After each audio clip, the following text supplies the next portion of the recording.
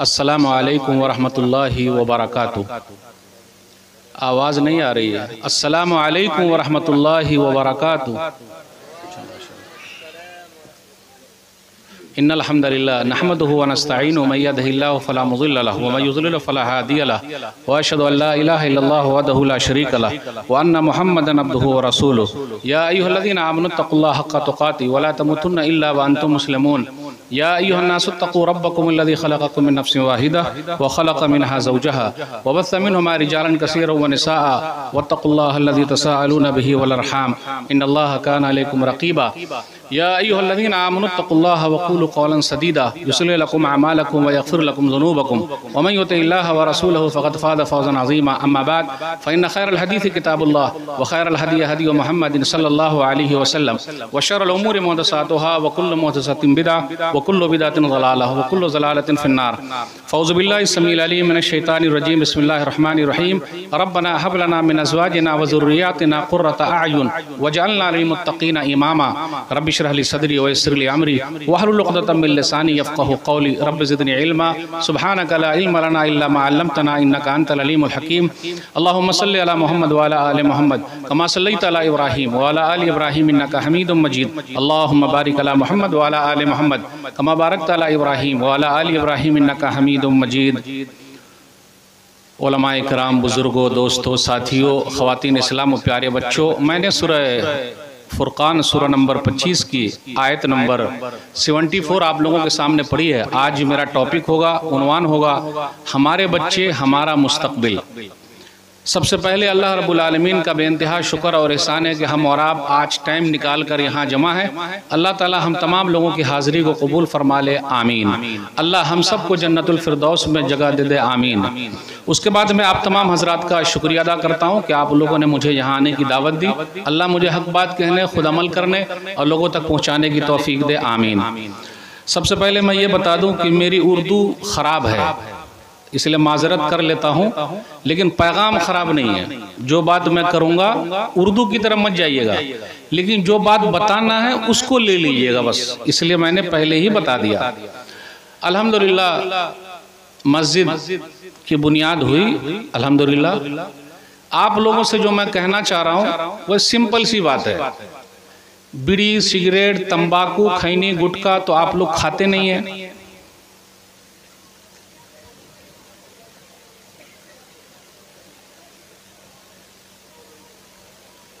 सिर्फ अल्हम्दुलिल्लाह शेख बोल रहे हैं, सिर्फ जुमले पर गौर किया, सिर्फ गुटखा, खैनी, तंबाकू, पान पराग, चाय, इसका पैसा थोड़ा सा हमको दे दीजिए बस। आज बड़ी मस्जिद में मेरा खुतबा था, अल्लाहु अकबर। अगर सब लोग पान पराग, बीड़ी, सिगरेट, तंबाकू, खैनी का पैसा और चाय का पैसा लेके चले आते, बहुत पैसा हो जाता अल्हम्दुलिल्लाह। अभी लॉकडाउन में हम लोगों ने यही कोशिश की, लोगों से कहा, लोग बोलते हैं मौलवी साहब मस्जिद बंद है, मदरसे बंद है, क्या करें। तो यही तरीका था वसूल करने का। 500 लोग अगर मस्जिद के अंदर आए और हफ्ते भर की चाय को बचा के लाएं और सिगरेट और बीड़ी के पैसे बचा के लाएं, आप ही बताइए 500 लोग अगर आएंगे, 100 अगर डाल दिए, कितने हो सकते हैं? बोलिए ना, कितने होंगे? आए नहीं, सिंपल सा सवाल, कितने हो जाएंगे? बहुत पैसे हो जाएंगे। अब आपने पैसा नहीं दिया, वो बीड़ी, सिगरेट, तंबाकू, खैनी को कम किया आपने बस। तो मेरे भाइयों, और एक बात याद रखिएगा, मस्जिद जो हम और आप बना रहे हैं, जब अपना पैसा लगता है तो उसमें मोहब्बत बढ़ती है। एक बात याद रखिएगा, फ्री में अगर कोई चीज आपको मिल जाए तो उसकी अहमियत नहीं है। ठीक है, अल्हम्दुलिल्लाह जो लोग बना रहे हैं उनको तो सवाब मिल रहा है, लेकिन कितनी मस्जिदें वीरान हैं। इसलिए मस्जिद बनाने में, मदरसा बनाने में अपना खून लगाइए, अपना पैसा लगाइए, तो उसकी अहमियत बहुत ज़्यादा है और आपकी मोहब्बत उसके साथ रहेगी। अशफाक भाई और उसकी पूरी टीम को मैं मुबारकबाद देता हूँ। अल्हम्दुलिल्लाह आप लोगों ने सब मिलकर ये जो काम किया है अल्लाह ताला कबूल फरमा ले, आमीन। मैं अपने टॉपिक पर आ गया। याद रखिएगा, बच्चे जब सामने दिखे मुझे तो मैंने अपना टॉपिक चेंज कर लिया। बच्चे महकते हुए फूल हैं, चमकते हुए सितारे हैं। गली में अगर ये खेलते हैं तो उस गली की शान ही कुछ और है। जिस घर में बच्चे हो उसकी शान ही कुछ और है। जिस घर में बच्चे न हो वो घर सुना सुना सा लगता है, और जिस घर में बच्चे हो वो घर सोना सोना सा लगता है। अब गौर कीजिएगा, जिसके पास बच्चे हैं वो भी परेशान है और जिसके पास बच्चे नहीं हैं वो भी परेशान है। कई लोगों ने कहा मौलवी साहब दुआ कर दीजिए। ठीक है, हम तो दुआ कर सकते हैं, यही दुआ करेंगे, अल्लाह जिनको औलाद नहीं हो रही अपनी तरफ से औलाद दे दे, बेटा बेटी दे दे, आमीन। और क्या करेंगे, सब कुछ पॉजिटिव है, ठीक ठाक है, डॉक्टरी रिपोर्ट अच्छी है, लेकिन उसके बावजूद भी नहीं हो रहे हैं। और किसी को अगर हो रहे हैं तो बहुत सारे हो रहे हैं। अब तो कहीं कहीं पर आप देखिएगा, एक के बाद अभी नहीं, दो के बाद कभी नहीं, छोटा परिवार लोग चाहते हैं, जबकि अल्लाह की तरफ से अल्लाह जिसको दे दे। तो याद रखिएगा, शेर पालना आसान है, हाथी पालना आसान है, लेकिन बच्चों को पालना बहुत मुश्किल काम है। इसलिए हदीस के अंदर आया, सही बुखारी हदीस नंबर 5200, किताब उन्निका, कुल्लुकुम राइन व कुल्लुकुम मसूलुन अन रइय्या, कि हर आदमी जिम्मेदार है और कल क़यामत के दिन उसकी जिम्मेदारी के बारे में पूछा जाएगा। आदमी जिम्मेदार है, औरत जिम्मेदार है, हर एक जिम्मेदार है। इसलिए हम और आप अपनी जिम्मेदारी निभाएं। आजकल कुछ लोग बोलते हैं मौलवी साहब मेरी औलाद बिगड़ गई, मेरा बच्चा बिगड़ गया। देखिए, बच्चे बिगड़ते नहीं है, उनको बिगाड़ा जाता है। अब यहाँ पर फिर मेरी उर्दू बहुत लो लेवल की हो जाएगी, उसको समझाने के लिए मैं बोलना चाह रहा हूँ। छोटा बच्चा अगर घर के अंदर रोता है, आप गौर कर लीजिए, माँ बहनों से मैं कहना चाहता हूं, छोटा बच्चा अगर रोए तो माँ क्या करती है, मोबाइल धरा दिया, दे दिया सीधा मोबाइल, खेलते रहो। और इस मोबाइल में इतना गेम खेलते हैं कि बाजू से बिल्ली भी आके देखती रहती। तो बच्चे ने अपना भी खराब किया और बिल्ली का भी टाइम खराब किया। तो छोटे बच्चे के हाथ में मोबाइल दे दीजिए तो रोना बंद, वो रोएंगे नहीं। और बड़े बच्चे के हाथ में मोबाइल दे दीजिए तो रात भर सोना बंद, वो सोएंगे नहीं। बस सिर्फ गेम खेल रहे हैं। कौन सा गेम खेल रहा है भाई, क्या गेम है बेटा, जरा बताना कौन सा गेम है वो। यस, अब देखिए, नहीं ये सब गौर करने की बात है। सिर्फ मौलवी साहब पूछे तो पता ये चलता है कि आज हम और आप अपने बच्चे को बिगाड़ रहे हैं। इसलिए अल्लाह के वास्ते अपने बच्चे को न बिगाड़िए। हम सब जिम्मेदार हैं और कल क़यामत के दिन पूछा जाएगा। इसलिए कोशिश ये कीजिएगा कि हमारे बच्चे बिगड़े ना। मोबाइल फोन है हमारे पास, इसका गलत इस्तेमाल हुआ, सही इस्तेमाल सही है, लेकिन गलत इस्तेमाल हुआ तो बहुत सारे मसाइल पैदा हो गए। आज हमारी बेटियां इधर उधर जा रही हैं। एक सर्वे के मुताबिक, मौलाना सज्जाद नुमानी साहब ने कहा, एक सर्वे के मुताबिक पूरे भारत देश में लगभग 8 लाख बेटियों ने अपना इस्लाम धर्म छोड़ दिया है। लगभग छोड़ दिया है। अफसोस की बात। मेरे भाइयों, हम सब के लिए है कि कोशिश करें। आज तो हमारे बच्चे पढ़ रहे हैं, अब आला तालीम हासिल कर रहे हैं। आला तालीम तो आप जानते ही हैं, कुरान और हदीस की तालीम भी है अल्हम्दुलिल्लाह, लेकिन अब उसमें जरा शौक कम हो रहा है। दुनियावी तालीम में अल्हम्दुलिल्लाह हम बहुत आगे हैं, बहुत आगे जा रहे हैं, कमा भी रहे हैं अच्छा खासा। मेरे भाइयों, हम सब की जिम्मेदारी बनती है कि बचपन से हम खुद अपने बच्चे को संवारें, उसको बनाएं। लुकमान अलैहिस्सलाम के वाक़यात में बहुत सारी चीजें हैं। आप गौर करें, ये जो बच्चे हमारे बिगड़ रहे हैं उसके जिम्मेदार हम और आप पहले खुद हैं। कैसे खुद हैं? अच्छा, ये बीड़ी सिगरेट तंबाकू जो हम और आप खाते हैं या जो भी खाता है, वो लाता कौन है? बच्चा ही लेके आ रहा है, बेटा जा लेके आ जाओ, बेटी जाओ लेकर आ जाओ। तो ये जब लेकर आ रहे हैं और हम और आप अपने बच्चों के सामने ही पी रहे हैं, तो कभी कभी क्या होता है, बच्चों के दिमाग पर असर पड़ता है कि अब्बा ये कर क्या रहे हैं और अम्मी क्या कर रही है, तो आगे चल के वो भी बिगड़ जाता है, पीने वाला हो जाता है। तो लोग बोलते देखो हमारा बेटा बिगड़ गया। हम और आप क्या समझते हैं कि बच्चे अगर छोटे हैं तो झूठ बोल दो चलेगा, यही ना? बच्चे अगर छोटे हैं तो झूठ बोल दो चलेगा। कभी कभी हम और आप घर पे अंदर होते और घंटी बजी, किसी का फोन है अर्जेंट वाला, या मिलने के लिए भी आया है दरवाजे पर, जरा घंटी बजी, फलाने भैया घर पर हैं, गौर से सुनिएगा, फलाने भैया घर पर हैं। अब जैसे ये बोले कि फलाने भैया घर पर हैं, अब उनको तगादा है, मतलब कोई हिसाब किताब देना है, कुछ लेन देन है, तो सीधा ये बोल देता बेटा जा बोल दे अब्बू घर पे नहीं है। अब देखिए ये हल्के से हमने बोल दिया, इस पर गौर कीजिए, जा बेटा बोल दे अब्बू घर पे नहीं है, बेटी बोल दे अब्बू घर पे नहीं है। लेकिन बच्चे मन के सच्चे, बहुत सच्चे होते हैं, आप इनसे कुछ भी पूछ लीजिए वो बता देंगे। तो कितने बच्चे यहाँ तक भी बोल देते अब्बू कह रहे हैं कि अब्बू घर पे नहीं है। तो इसमें क्या मसला पैदा हो रहा है? तो इससे क्या हो रहा है, हमारी और आपकी बदनामी हो रही है।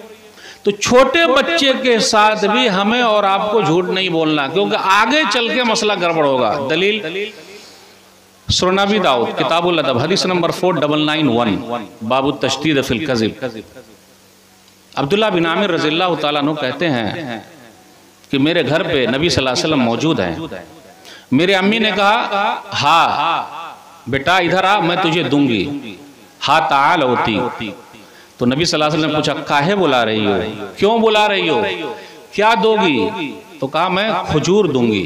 आज भी माँ बुलाती है, बच्चा अगर रो रहा है कुछ कर रहा है तो माँ चुप कराना चाहती है तो बुलाती है कि बेटा फलानी चीज मैं दे दूंगी, लेकिन ऐसा नहीं। तो नबी सल्लल्लाहु अलैहि वसल्लम ने फरमाया कह रहे बुलाया है, लेकिन अगर न दिया होता कुतिबत अलैहि की किज़बा, तो यही झूठ लिखा जाता। तो आप गौर करें, बचपन से अगर हमने बच्चों के साथ झूठ बोला है तो आगे चल के ये बच्चे जो हैं वो बिल्कुल झूठे हो जाएंगे और आपके साथ भी झूठ बोलते रहेंगे। हमारे बच्चे बिगड़ रहे हैं, कौन बिगाड़ रहा है? इनका फ्यूचर बेहतरीन होना चाहिए। आज देख लीजिए कुछ बच्चों के बाल काटने के भी अंदाज अलग अलग हैं। ये कटवा कौन रहा है?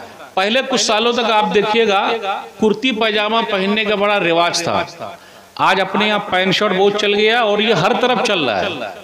यहाँ तक कि बूढ़े लोग भी पैंट शर्ट पहन रहे हैं। भाई पैंट शर्ट पहनना गलत नहीं है, मैं ये नहीं बोल रहा हूँ गलत है, लेकिन जो लोग पैंट शर्ट पहनते हैं ज्यादा, वो हमारा कुर्ती पैजामा कहाँ पहन रहे हैं? वो तो हमारा कुछ नहीं ले रहे हैं। जबकि आप देखिएगा तो अल्हम्दुलिल्लाह अपने कुर्ती पैजामा में बहुत सेफ है हमारा, बहुत सेफ है। कहीं भी भागना हो आराम से आप भाग सकते हैं, पैंट शर्ट में भागिए, पेशाब उशाब करना हो आराम से कर सकते हैं, पैंट शर्ट में कर पाएंगे। और अभी तो पैंट ऐसी इतनी टाइट आ गई है जो हम और आप अपने बच्चों को पहना रहे हैं, फिर नौजवान भी पहन रहे हैं और मस्जिद के अंदर आते हैं ऐसे बच्चे। तब क्या करेंगे? खुद अपनी नमाज को खराब किया, जो दूसरे जो लोग थे पीछे वाले उनकी भी नमाज गई। तो मेरे भाइयों हम क्या पहना रहे हैं, क्या पहना रहे हैं, उस पर भी देखना पड़ेगा। यानी दूसरे की चीज हमारे ऊपर हावी होती चली जा रही है, बस दूसरे की चीज हम लेते चले जा रहे हैं। पहले माशाअल्लाह मदरसों में भी बड़ा रिवाज था कुर्ती पजामा पहनने का, लेकिन अपने मदरसों में के अंदर भी आप देख लीजिए पैंट शर्ट चल रहा है आराम से। अब मैं गलत नहीं बोल सकता हूँ, गलत बिल्कुल नहीं बोलूंगा मैं, लेकिन अपना तौर तरीका दूसरे लोग ले रहे हैं, ले रहे हैं? बिल्कुल नहीं ले रहे हैं, हमने दूसरों का ले लिया है। तो मेरे भाइयों हमारे जो बच्चे बिगड़ रहे हैं उसके बिगाड़ने में हम सब जिम्मेदार हैं। अब देखिएगा आप लोगों ने क्रिकेट का मैच उस देखा होगा, IPL मैच भी देखा होगा, तो उसके अंदर अलग अलग तरीके के खिलाड़ी लोग आते हैं और उनके बाल का अंदाज भी अलग अलग होता है। तो अपने यहाँ भी कुछ बच्चे ऐसे हैं, उनका बाल भी अलग स्टाइल का है। अब कोई यहाँ से काट लेता है, कोई यहाँ से काट लेता है, कोई इधर से काटता है, कोई चारों तरफ से काटता है, कोई बीच में उठा देता है। ऐसे बाल काटने के अंदाज है। कहाँ से लिया भाई, किससे सीख लिए? तो वो जो है ना, वो बस उससे मैंने सीख लिया है, बस ये दिमाग में रखा, वो उससे सीखा, उसी के तरीके पर चलेंगे। जी नहीं, नबी सल्लल्लाहु अलैहि वसल्लम ने ऐसा बाल काटने से मना फरमाया। हदीस के अंदर आया, सही बुखारी किताबुल लिबास हदीस नंबर 5920, अब्दुल्लाह बिन उमर रज़ियल्लाहु तआला अन्हु बयान फरमाते हैं कि मैंने सुना नबी सल्लल्लाहु अलैहि वसल्लम को आपने रोका, यनहा अनिल क़ज़ई, कि कुछ बाल को काटा और कुछ बाल को छोड़ दिया। वही हो रहा है, ऊपर उठा हुआ साइड का काट दिए, फिर ऐसे हो रहे हैं। तो भला बताइए, अगर हम और आप अपने बच्चों के साथ बचपन से ऐसे रहेंगे तो आगे चल के क्या वो सीधे हो सकते हैं? नहीं, बड़ी फिक्र करनी पड़ेगी, जिस तरीके की फिक्र लुकमान अलैहिस्सलातु वस्सलाम ने की है। आइए फिक्र करते हैं। आज जिस्म की फिक्र है, अगर बीमार पड़ जाए तो क्या करते हैं? हॉस्पिटल लेके जाओ। अल्लाह का शुक्र है, अल्हम्दुलिल्लाह। अब आप लोग की तरफ क्या है ये पता नहीं, अल्हम्दुलिल्लाह जहाँ दीनी तालीम है अल्हम्दुलिल्लाह, वहाँ बूढ़े माँ बाप के लिए ओल्ड एज होम नहीं है। यानी ओल्ड एज मतलब माँ बाप बूढ़े हो गए, वहाँ ले जाके डाल दो, ऐसा नहीं है। अल्हम्दुलिल्लाह ये तो है। लेकिन जहाँ जहाँ एडवांस है, दुनियावी तालीम है, डॉक्टर, इंजीनियर, मास्टर डिग्री लिए हुए हैं, बाहर पढ़ रहे हैं, बच्चे कहाँ हैं? वहाँ हैं। माँ बाप कहाँ हैं? ओल्ड एज होम में, दूसरों के सहारे पर है। तो अल्हम्दुलिल्लाह दीनी तालीम के बड़े फायदे हैं। आप गौर करें, अपने बच्चों के लिए हम और आप जिस्मानी तौर पर फिट, बेहतरीन हॉस्पिटल कौन सा है भाई? वो है।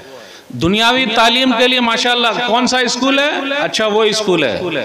कौन सा स्कूल है? वो स्कूल है। अब आप लोग क्या क्रिश्चियन लोग है कि नहीं पता नहीं है क्या? वो लोग चर्च वाले जो है वो हर जगह घुस घुस के तीन चीज बहुत कर रहे हैं। चर्च वाले घुस घुस के स्कूल बना रहे हैं, स्कूल बना रहे हैं, फिर इसी तरीके से वो लोग हॉस्पिटल बना रहे हैं, फिर इसी तरीके से चर्च बना रहे हैं। वो जहां जहां भी हैं तालीम पर बहुत खर्च कर रहे हैं, लगे हुए हैं। 2% है बस, 2% है पूरे भारत देश में, 2% है बस। और हम और आप अल्हम्दुलिल्लाह कितने परसेंट है बता सकते हैं आप? 15 तो होंगे ही, 20 तो होंगे अल्हम्दुलिल्लाह, 20% है। और आपको सुनकर ताज्जुब होगा कि अभी यूपी हुकूमत के अंदर जो लोग जीत कर आए हैं 37 है मुसलमान, 37 मुसलमान जीत कर आए हैं। शपथ ग्रहण जब हुआ, अब क्या कहूं और क्या कहा जाए, 4 लोग ऐसे थे जिन्होंने उर्दू में शपथ लिया बस, बाकी और सब। तो मेरा भाई हो, ये जो हो रहा है ना, मसला चल रहा है, ये सब हम और आप जो बोल रहे हैं उर्दू के साथ ऐसा हो रहा है, वैसा हो रहा है, दिस और डैट, तो हम और आप क्या कर रहे हैं? तो अपने बच्चों के लिए जो फिक्र करनी, हम सबको फिक्र करनी। एक मर्तबा यूपी गवर्नमेंट ने एक ऐलान निकाला कि 5000 लोग हमको चाहिए जो उर्दू जानते हो। दूसरे लोगों ने क्या किया, उर्दू सीख लिया और 5000 सरकारी नौकरी उन लोगों ने ले ली। अब हम लोगों को क्या मिला? कुछ नहीं मिला। मेरे भाइयों, अपने बच्चों के लिए ईमानी तौर पर फिक्र कीजिए, ईमान उनका मजबूत होना चाहिए। हम और आप जान के चक्कर में लगे हुए हैं, जान चली जाएगी। जी नहीं, जान जाए लेकिन ईमान न जाए। हालात ऐसे हैं, जमे रहें चाहे कुछ भी हो। लुकमान अलैहिस्सलातु वस्सलाम के वाकयात पर गौर कीजिए। सूरह लुकमान के अंदर सूरह नंबर 31 आयत नंबर 13 से 18-19 तक जाइए। या बुनैया ला तुश्रिक बिल्लाह इन्न शिर्क लज़ुल्मुन अज़ीम, मेरे बेटे अल्लाह के साथ किसी को शरीक न ठहराना, शिर्क सबसे बड़ा जुल्म है। अपने यहाँ क्या हो रहा है, हम और आप शुरू करते हैं नमाज से। जी नहीं भाई, तौहीद से शुरू करना, शिर्क से शुरू करना, और बचपन ही से सिखाना पड़ेगा। हम लोग क्या सोच रहे हैं, नहीं बच्चे जब बड़े होंगे खुद सीख जाएंगे, उनको सब कुछ समझ में आ जाएगा। ऐसा नहीं चलता। आगे कहा गया आयत नंबर 16 पर गौर कीजिए। या बुनैया इन्नहा इन तक मिस्काल हब्बतिन मिन खरदल फतकुन फी सखरतिन व फिस समावाति व फिल अर्ज़ याति बिहल्लाह इन्नल्लाह लतीफुन खबीर। मेरे बेटे, अब देखिए अंदाज कितना प्यारा। या बुनई, मेरे बेटे। अपने लोगों का क्या अंदाज है, अबे इधर आ, ए इधर आ, क्यों ऐसा कर रहा है? लेकिन कुरान का अंदाज देखिए, जब हम और आप बच्चे लोगों को समझा रहे हैं तो अंदाज हमारा बहुत प्यारा होना चाहिए। प्यारे बेटे, बाबू सुनो, सुनिए मेरे बेटे, ये जर्रा बराबर नेकी अल्लाह अकबर चट्टान में है, आसमानों में है, जमीन में है, अल्लाह उसको लाएगा। इस आयत पर गौर कीजिए और अपने समाज के अंदर देखिए। हम और आप बचपन से बच्चे लोगों के दिमाग में डाल दिया, ये ज्यादा मस्ती करेगा डॉक्टर साहब सुई दे देंगे, ज्यादा मस्ती किया ना अभी डॉक्टर साहब के पास ले जाऊंगा सुई दे देंगे, नंबर एक। अगर ज्यादा मस्ती किया ना तो अभी बेल्ट निकाल के मारूंगा, और ज्यादा मस्ती किया तो ये पुलिस वाले अंकल जा रहे हैं साथ में, अभी पुलिस वाले अंकल तेरे को मारेंगे, खामोश रहा। और कभी कभी माएँ क्या करती है, अगर पुलिस वाला वहां से गुजरता है, ये रो रहा है, ए देख अंकल जा रहे हैं अभी सही कर देंगे, डर जाता हो। पुलिस से डरा रहे हैं, खुद अपने हाथ से डरा रहे हैं, डॉक्टर से डरा रहे हैं, सुई से डरा रहे हैं। डराना किससे चाहिए था? आए डराना किससे चाहिए था? मोहब्बत किसकी डालनी चाहिए थी? अल्लाह की। देखिए माशाअल्लाह इन लोगों को पता, अल्लाह मोहब्बत पैदा कीजिए बच्चों के दिलों में। अल्लाह देख रहा बेटा, अल्लाह देख रहा। फिर आगे का या बुनैया अक़िमिस्सलाह, बेटे नमाज कायम करना। अब यहाँ रुकिए, हम और आप जब नमाजी होंगे तब ना बच्चे को बोलेंगे। फजर में जाके देख लीजिए हमारी मस्जिदों के हालात। आजकल लोग बोलते हैं मौलाना लोग दुआ कीजिए, चलिए मौलाना साहब दुआ कर रहे हैं और फजर में वो खड़े हो गए दुआ करने के लिए, आमीन कौन बोलेगा? आमीन वाली भी लाइन होनी चाहिए कि नहीं होनी चाहिए फजर में? मिसाल के तौर पर लोग आ गए भजन उजन बजाने के लिए, फजर के वक्त ही पहुंच गए तो क्या होगा? तो क्या करेंगे? होनी चाहिए कि नहीं होनी चाहिए? अल्हम्दुलिल्लाह, अल्लाह का शुक्र है, ये तो हमारे बुजुर्ग हजरात हैं जिसकी वजह से हमारी मस्जिद आबाद है। पूरी पूरी रात जलसा हो और फजर ही गायब, सही है। दूसरी जगह के हालात तो और ज्यादा ये हैं, पूरी पूरी रात जलसा हो, फजर की नमाज गायब। फायदा क्या हो भाई? फायदा क्या हुआ? ये तो हमारे बुजुर्ग हजरात हैं जिसकी वजह से हमारी मस्जिद आबाद है, वरना ताले न लग जाएं। अगर नबी सल्लल्लाहु अलैहि वसल्लम के उस तरीके पर अमल किए होते, नबी सल्लल्लाहु अलैहि वसल्लम ने फरमाया, सुनन अबी दाऊद किताबुस्सलाह हदीस नंबर 495, क्या कहा? मुरू औलादकुम बिस्सलाह व हुम अबनाउ सब'i सिनीन।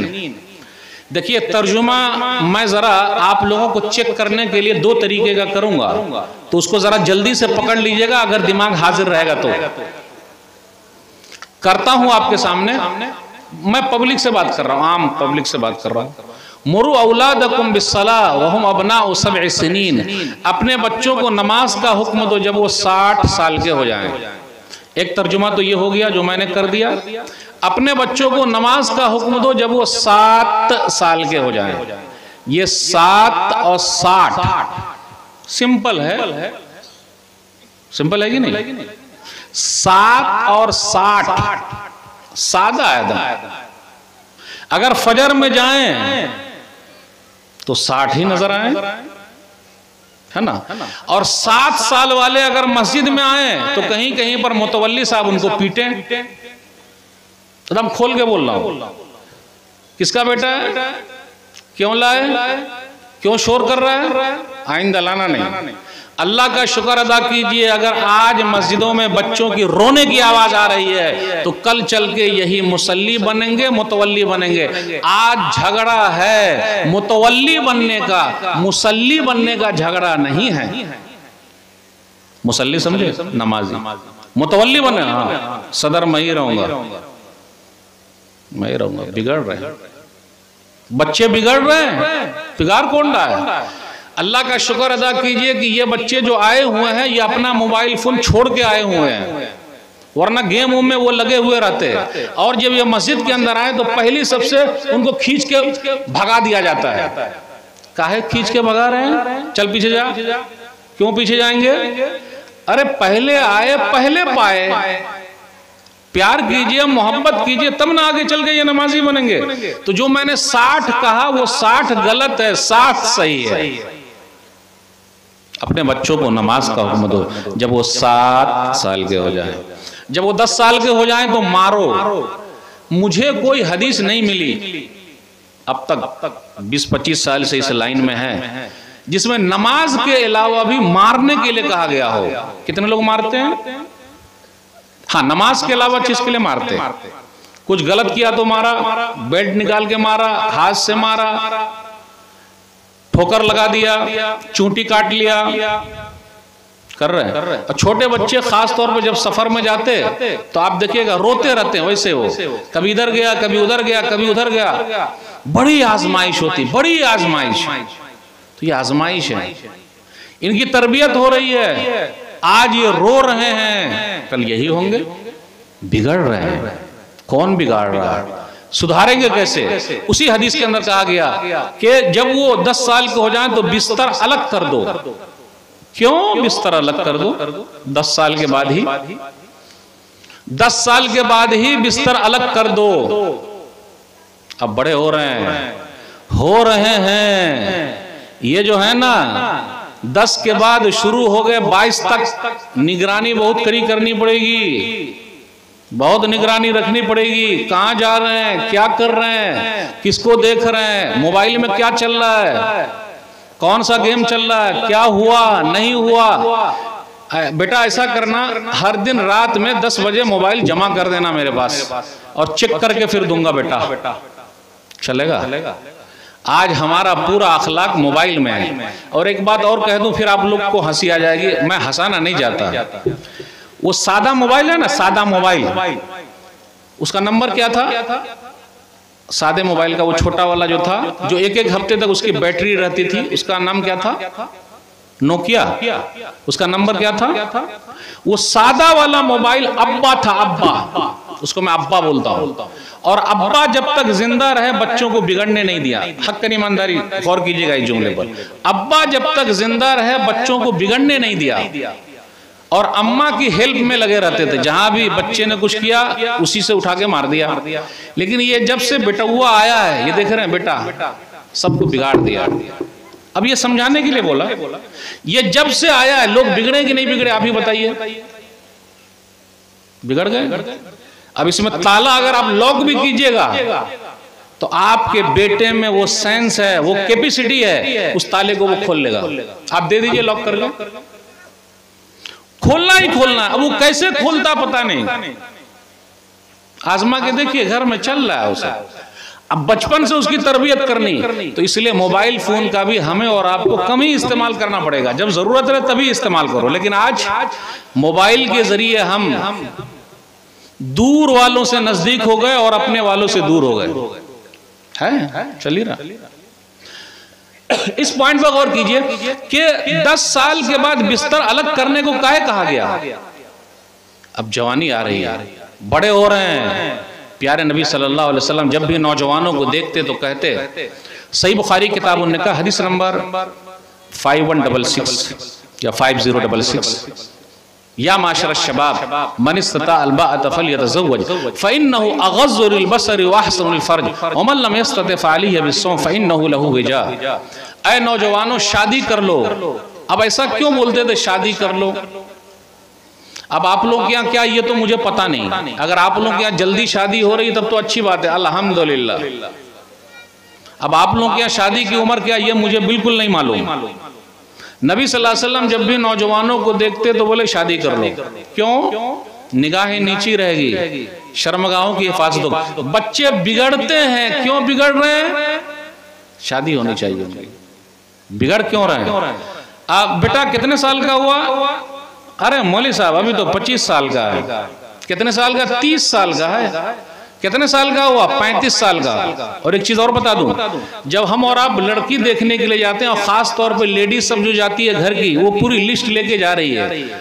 अच्छा, वो फलाने की लड़की ऐसी है तो उसकी नाक सही नहीं है, तो उसकी आंख सही नहीं है, तो वो सही नहीं है, और वो 100 घर में जा चुकी है, और साड़ी पहन के आ चुकी है, और खा के आ चुकी है, और रिजेक्ट करके आ चुकी है।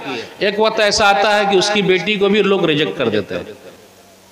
बहू ढूंढ रही है, मिल ही नहीं रही है, चल रहा मसला। यानी औरत खुद औरत की दुश्मन है। कुछ बच्चे शादी जल्दी करना चाहते हैं लेकिन माँ बाप नहीं करते। काहे? क्यों नहीं कर रहे हैं भाई? अरे मौली साहब, जब कमाएगा तब ना, पांव पर खड़ा होगा तब ना। एक जगह हम लोग सफर कर रहे थे तो होटल में बैठे, तो जो वेटर था लाने वाला पानी उनी लाया, प्लेट लगा, तो कहा भाई आपकी शादी हो गई? अरे मौलवी साहब पैर पर खड़े होंगे तब ना शादी होगी। तो हम लोगों ने भी कहा अरे भाई अभी भी तो आप पांव पर ही खड़े हुए हैं, अभी हाथ पर कहाँ खड़े हैं, आप भी पांव पर खड़े हुए, हाथ पर कहाँ खड़े हैं? अरे नहीं नहीं नहीं मौलवी साहब आप लोग समझे नहीं, मतलब पैसे वाला पैर, जब पैसे वाला पैर आएगा, पांव आ जाएगा तो खुद ब खुद शादी हो जाएगी। ओ भाई तब इसके आगे हमारे पास कोई जवाब नहीं। जबकि कुरान मजीद के अंदर क्या है, सूरह नूर सूरह नंबर 24 आयत नंबर 32 पढ़िए, यकून फक़रा युग़निहुमुल्लाहु मिन फ़ज़ली, फकीर है शादी के जरिए अल्लाह मालदार कर देंगे। अब आप लोगों के यहाँ शादी में लेन देन है कि नहीं ये मुझे पता नहीं, और आप लोगों के यहाँ शादी ब्याह में बारात उरात है कि नहीं ये मुझे पता नहीं, ये मुझे पता नहीं। और अगर नहीं है तब तो अच्छी बात है अल्हम्दुलिल्लाह, और लेन देन में भी नहीं है तब तो अच्छी बात है अल्हम्दुलिल्लाह। अच्छा सर नहीं हिल रहा है, कुछ है गड़बड़ी है यहाँ भी?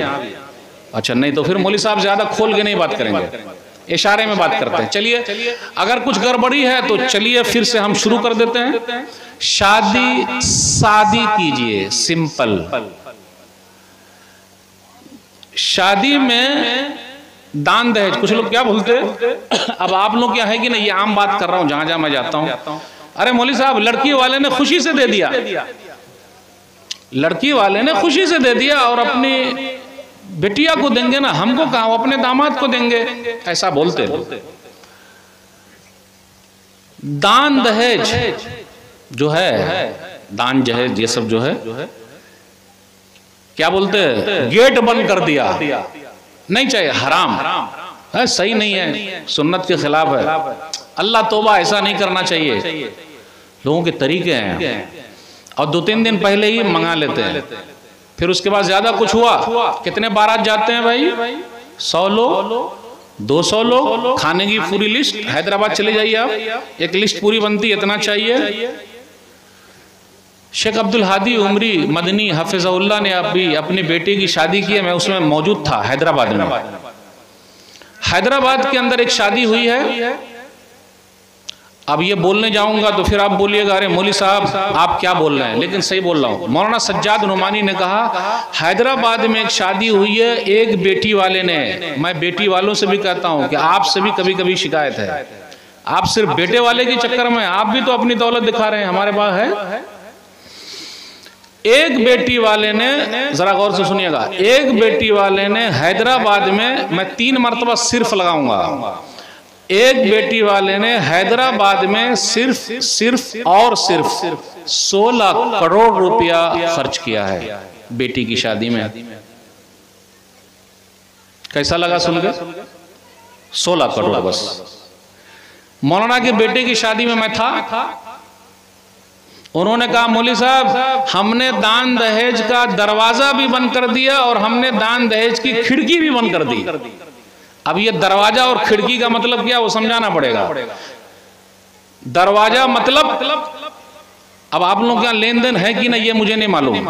डॉक्टर है तो वही हिसाब से उसकी कीमत लगेगी, इंजीनियर है तो वही हिसाब से कीमत लगेगी, और बेचारा मौलवी है तो वही हिसाब से कीमत लगेगी। हक़्क़न ईमानदारी बोल रहा हूं,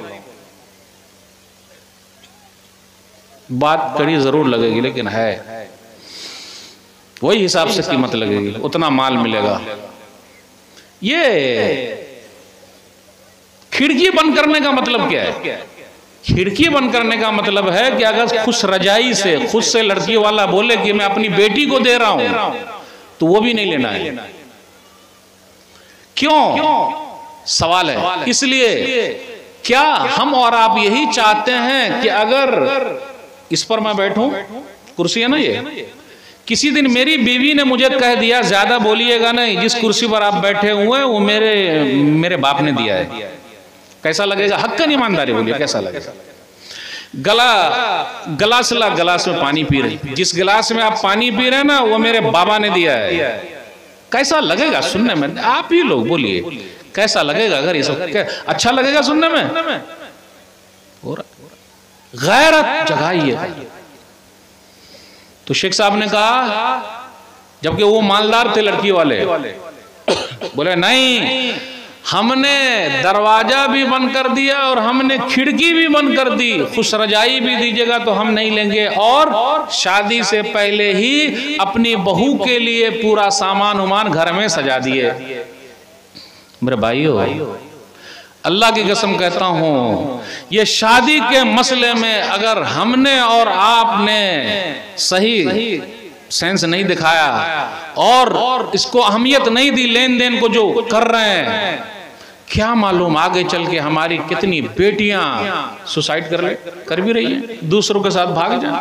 ये बहुत रीजन है। आज अल्हम्दुलिल्लाह हम और आप अल्हम्दुलिल्लाह दूसरे मसले में बहुत बड़े पैमाने पर काम कर रहे हैं, लेकिन शादी ब्याह के मसले पर अगर पूरे गांव के लोग मिलकर ये सोच लें, देहात के लोग मिलकर सोच लें, कस्बा के लोग मिलकर सोच लें, जी हम बाइकाट करते हैं उस शादी का जिसमें बजेगा, जो लेगा उसका बजा दिया जाएगा, यानी जो लेगा लेन देन करेगा, बारात उरात का सिस्टम करेगा, उसका बाइकाट निकाह नहीं पढ़ाएंगे। अगर मौलाना लोग ऐसा बोल दे तो क्या होगा? दूसरे गांव के मौलाना आ जाएंगे। भाई किसी के पास पैसा है ज्यादा तो क्या करेंगे, भाई आप नहीं पढ़ाइएगा तो दूसरे गांव वाले को बुला लेते हैं। मेरे भाइयों कैसे होगा? अच्छा, ये बारात उरात में फिर मैं जरा अपनी उर्दू की तरफ आ रहा हूं। हम और आप निकाह में शरीक होने जाते हैं या खाना खाने जाते हैं?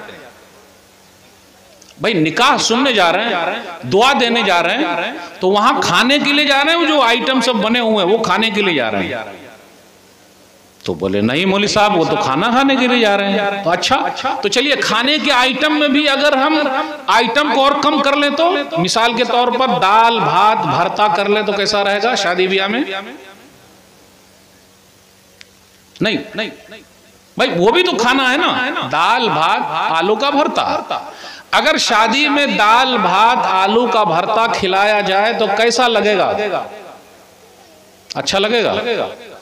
तो लोग बोलते अरे मौली साहब, दाल भात भरता तो घर में भी नहीं चलता, तो वो शादी ब्याह में अब इसी बात कर रहे हैं। वहां भी पानी अलग से होता, पानी में भी लिखा रहता कीनले। पानी का नाम जानते हैं आप? कीनले पानी। फिर इसी तरह ठंडा भी होता है, कहीं कहीं ठंडा भी पीते हैं, और हर तरह का आइटम रहता है। और कितने लोग खाते हैं, आधा खाए और आधे में हाथ धो लिए सीधा, क्योंकि अगर बर्तन साफ करके खाएंगे तो लोग क्या कहेंगे? क्या कहेंगे? है ना, सोचने की बात। नबी सल्लल्लाहु अलैहि वसल्लम ने कभी खाने में ऐब नहीं निकाला। हम और आप निकालते नहीं, निकालते हैं कि नहीं? बिल्कुल निकाल लें। कहीं कहीं आप देखिएगा बारात गई है और फिर वापस हो गई, हुई कि नहीं हुई? खाना अच्छा नहीं, तो कभी पिट के आ जाते हैं या पीट के आ जाते हैं, कभी पिट के आ गए या कभी पीट के आ गए, देखिए रहे हम। और कहीं कहीं पर आपने देखा खूब मारा है, अखबारों में बहुत आ रहे हैं आए दिन। मेरे भाइयों, शादी कीजिए, ये बच्चे बिगड़ेंगे नहीं। सिंपल कीजिए। खैरुन निकाह ऐसरुहु, सुनन अबी दाऊद किताबुन निकाह हदीस नंबर 2117। बेहतरीन निकाह वो है, बेहतरीन शादी वो है जो आसानी के साथ हो जाए। हम सब बोले कि जी मेरे बेटे जितने हैं उसमें हमने नहीं लेना, न दान दहेज का गेट खुलेगा न दान दहेज की खिड़की खुलेगी, कुछ भी नहीं खुलेगा, हमने नहीं लेना तो नहीं लेना।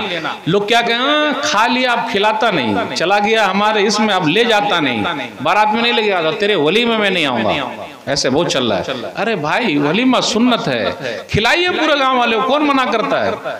लेकिन एक बात याद रखिएगा, बुखारी शरीफ की एक हदीस पर गौर कीजिए। सही बुखारी किताब निकाह हदीस नंबर 5155। नबी सल्लल्लाहु अलैहि वसल्लम ने अब्दुर्रहमान बिन औफ रज़ियल्लाहु तआला अन्हु को देखा। अच्छा शादी हो गई आपकी, अब गौर कीजिए, मदीना की बस्ती छोटी सी बस्ती है। आप में से जो लोग हज और उम्रा करने गए हैं, अभी मस्जिद नबवी जितनी दूरी में है, नबी सल्लल्लाहु अलैहि वसल्लम के ज़माने में पूरा मदीना उतना ही था। अब आप बताइए, अब्दुर्रहमान बिन औफ रज़ियल्लाहु तआला अन्हु 10 खुशनसीब सहाबा में से हैं, बड़े मालदार हैं, नबी सल्लल्लाहु अलैहि वसल्लम को शादी में बुलाते नहीं, न निकाह पढ़वाते हैं। और यहाँ देखिए अल्हम्दुलिल्लाह हम लोग बम्बई से आ गए, है कि नहीं?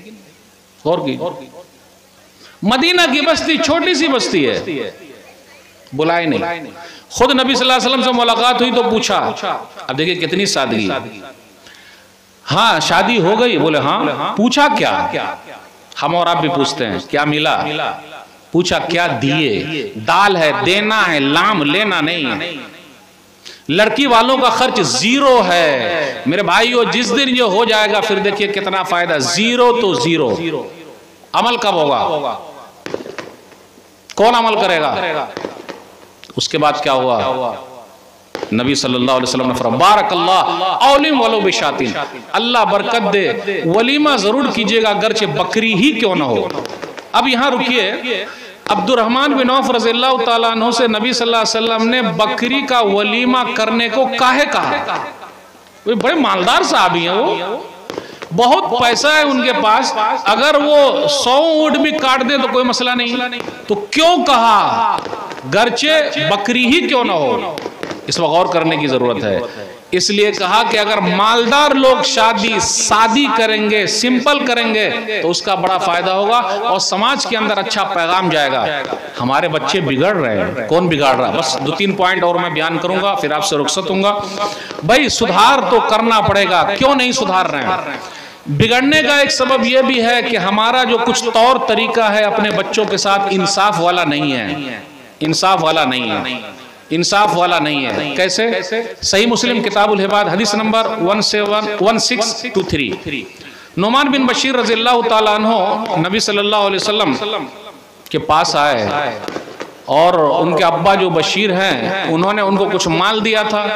तो उनकी अम्मी ने कहा अमरा बिन्त रवाहा कि जब तक नबी सल्लल्लाहु अलैहि वसल्लम गवाह न बन जाएं ये सामान नहीं लेना।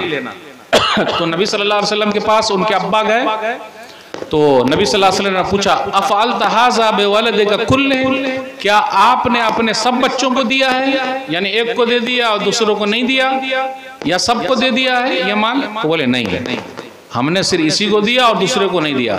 तो नबी सल्लल्लाहु अलैहि वसल्लम फरमाया इत्तक़ुल्लाह वअदिलू फ़ी औलादिकुम, अल्लाह से डरो और अपने बच्चों के दरमियान इंसाफ करो। आज अपने यहाँ देख लीजिए जो हमारे बच्चे बिगड़ रहे हैं उसमें बड़ा मसला है। कैसे, एक बच्चा है बहुत कमा रहा है, जितना कमा रहा है सब लाने दो, पैसा इधर आएगा, आने दो, आने दो, आने दो। अब ये कि छोटा बाद में पैदा होगा तो उसका क्या होगा, आराम से वो भी पल जा रहा है। भैया कमा रहे हैं, परदेश गए हुए हैं, पैसा भेज रहे हैं, आराम से सब लोग खा रहे हैं, ये भाई लोग भी खा रहे हैं, अल्हम्दुलिल्लाह बहन की भी तरबियत हो रही है, सब कुछ चल रहा है काम। और भैया परदेश में कमा रहे हैं, अब वो भी बूढ़े होने जा रहे हैं तो क्या होगा। तो कभी कभी माँ बाप क्या करते हैं, बड़े बेटे ही को निकाल देते, जो ज्यादा खिदमत करता था उसको ही निकाल दिए, अब कुछ दिए ही नहीं। अपने यहाँ क्या हो रहा है, अगर हम और आप कोई दुकान बनाते हैं या कोई दुकान है हमारे पास, तो उस दुकान में हम और आप अपने बच्चे को 3 तरीके से रख सकते हैं। नंबर 1 नौकर की हैसियत से, बेटा तू नौकर रहेगा। अब ये जुमला सुनते बोले ये कैसे, बेटे को नौकर बना के रखेंगे। नौकर का मतलब ये भाई कि नौकर मतलब हर महीने बेटा तू पैसा ले लेना, हर महीने तू अपना ले लेना, क्योंकि जब तेरे दूसरे भाई आएंगे ना तो उसको भी हम वही हिसाब से रखेंगे। नंबर 1। नंबर 2, हम जो तिजारत करते हैं उसमें हम अपने बच्चे को पार्टनर बना दें कि बेटा देख ये पार्टनरशिप में चल रहा है, फिर आगे जब तेरे भाई आएंगे तो उनको भी हम दे देंगे।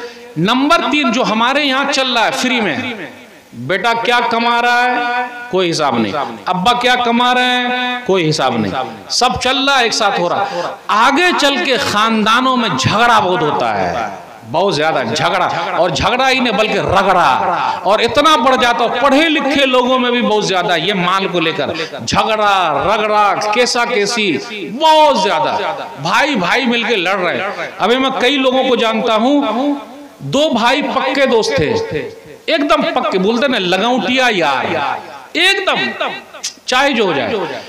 अभी मैं उनको देख रहा हूं कि दोनों भाई ऐसे दुश्मन बन गए, ऐसे दुश्मन बन गए, ऐसे दुश्मन बन गए। और कहीं कहीं मैंने ये भी सुना देखा, ये समझ लीजिए कि जग है, मिसाल के तौर पर जग है, तो भाइयों में जब बंटवारा हुआ तो इसको काट के बंटवारा हुआ, आधा ये लेगा आधा ये लेगा। अब आप बताइए कैसा रहा बंटवारा। अरे बंटवारा ऐसा होना चाहिए कि भैया आप ले लीजिए या भाई तू ले ले, तो उसके काम नहीं, इंसाफ है ना, तो इसलिए यहां से काट के आधा तू ले ले आधा तू ले ले। चल रहा है अपने समाज। यानी जब भाइयों में दुश्मनी बढ़ती है खानदान में, तो यहां तक मैं ऐसे लोगों को जानता हूं, ऐसे लोग अभी कहीं समझौता हो गया, अब क्या मालूम समझौता कब तक चलेगा पता नहीं, वो काट काट के समझौता किए। प्लीज ऐसा मत कीजिए। फिर अब्बा जब गुजर जाते हैं तो क्या करते हैं हम लोग, मीरास तकसीम नहीं करते हैं। अरे सब भाई लोग हैं, आराम से, अम्मी जब तक जिंदा हैं रहने दो, तब तकसीम करेंगे। और बेचारी अम्मी को कम मिलेगा भाई, उनको शौहर का मिलना है ना, उनको कम मिलेगा। कितने लोग क्या बोलते हैं, अरे ये कैसा है, अगर किसी भाई ने मांग लिया भैया, बड़े भाई से कहा भैया, या जो जिम्मेदार है ऐसा करते हैं बांट लेते हैं। बाबा का अभी कफन मैला भी नहीं हुआ, देखो मांगने के लिए आ गया है। अब्बा की रूह तड़प रही होगी, क्या कर रहे, दुआ करो।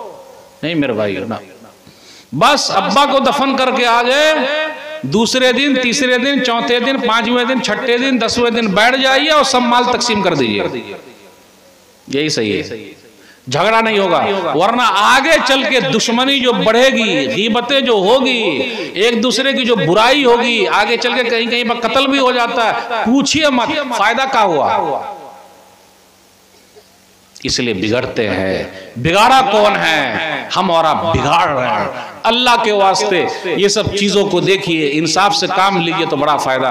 तो बच्चों के बारे में मैंने बात की, उनको जवानी तक ले गया, उनकी शादी करा दी, तो शादी के बाद भी बच्चों की जिम्मेदारी जो है वो खत्म नहीं होती। हम बच्चे के बारे में पूछते रहे, बेटा कैसे हो, अरे ठीक ठाक चल रहा है।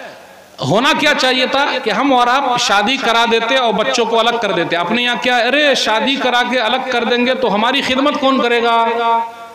अरबों के यहाँ देखिए अल्हम्दुलिल्लाह बहुत सुकून से शादी किए, एक रूम दे दिए, जा बेटा सेपरेट रहा, आराम से रहा। बस ये आखिरी वाक्य बयान करके आपसे रुखसत दूंगा। सही बुखारी किताब हदीस लंबिया, हदीस नंबर 3366 या 44, इब्राहिम अलैहिस्सलाम का लंबा वाकया है। मैं आधा काट के जो महल्ले इस्तिदलाल है, यानी जो मैं बताना चाह रहा हूं, उसको चिपका देता हूं। इब्राहिम अलैहिस्सलाम गए, दरवाजा खटखटा, कौन, अच्छा बहू है, कौन, अच्छा ठीक, कैसा चल रहा है, बहुत बेकार चल रहा है। इससे पता चला सास ससुर को भी चाहिए कि अपने बेटे और बहू से मिलने के लिए जाए। तो जब घर अलग रहेगा तभी ना मिलने जाएंगे, जब घर अलग होगा ही नहीं तो मिलने जाएंगे कैसे। इब्राहिम अलैहिस्सलाम मक्का मिलने गए कि नहीं गए। आज अगर कोई ससुर जी कहे कि बहू से मिलने जाना तो मेरी शान के खिलाफ है, तो क्या इब्राहिम अलैहिस्सलाम का किरदार अदा न कीजिएगा, करना पड़ेगा ना। अच्छा कैसा चल रहा, बहुत खराब चल रहा है। कुछ लेडीज ऐसी हो तो बड़ी नाशुक्री, बड़ी नाशुक्री। अच्छा ठीक है, वो आए तो सलाम बोलिएगा और बोलिएगा दरवाजे की चौखट को बदल दे। इस्माइल अलैहिस्सलाम ओहो रुके कहाँ, घर पे दावत व तबलीग का काम ऐसा है, कहाँ इंतजार किया कि बेटा मिलेगा, मुलाकात करेंगे तो जाएंगे। कोई मुलाकात नहीं, बात नहीं, बस बहू से मिले और चले। कौन आए थे, अरब के लोग ऐसे पहचान जाते कोई मेहमान आया है। हाँ बड़े मियाँ आए थे, बड़े मियाँ वो तो मेरे अब्बा थे। क्या बोले, सलाम बोले, आपको सलाम बोले दरवाजे की चौखट को बदल दे। आजकल लोग दलील बहुत देते हैं, बेटा हो तो ऐसा, अरे कैसा, इस्माइल अलैहिस्सलाम जैसा। बाबा बोल दे बेटा तलाक दे दे तो तलाक दे देने का। कभी हमने और आपने सोचा है बाप हो तो ऐसा, अरे कैसा, इब्राहिम अलैहिस्सलाम जैसा। जब ऐसा बाप होगा तब ना बेटा ऐसा होगा। अच्छा तो तुझे तलाक देना, जा दूसरी शादी कर ली।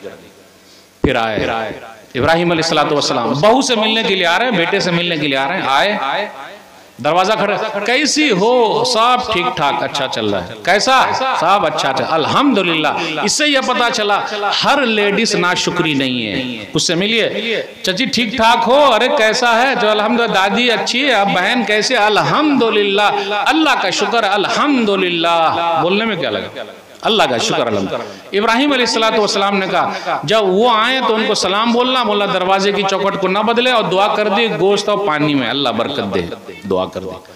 फिर चले गए। आए बेटा, कौन आए थे? अब बड़े मियाँ आए थे। वो बड़े मियाँ मेरे अब्बा थे।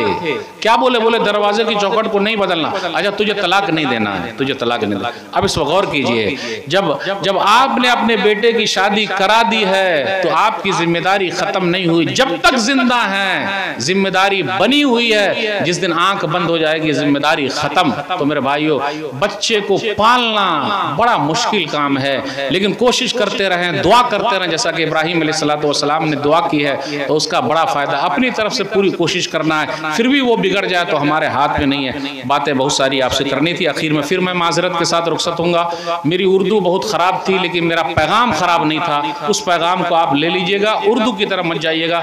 अल्लाह जो बीमार हैं शिफाए कामिला आजिला अता फरमा, जो परेशान हाल है अल्लाह उनकी परेशानी को दूर कर दे, जो कर्ज में डूबे हो अल्लाह उनके लिए कोई रास्ता निकाल दे, जिनको औलाद नहीं हो रही है अल्लाह अपनी तरफ से औलाद अता फरमा। अल्लाह जिन लोगों ने ये मजलिस सजाई है उनके मीज़ान हसनात में जगह दे दे। अल्लाह हम सबको एक बना दे, नेक बना दे। हमारे दरमियान जो झगड़े हैं अल्लाह सब उसको तो ख़त्म कर दे। किताब सुन्नत पर चलने की तौफीक बिदात व खुराफात से अल्लाह दूर रखे। आमीन। इंशाअल्लाह फिर मिलेंगे। वस्सलामु अलैकुम व रहमतुल्लाहि व बरकातुहू।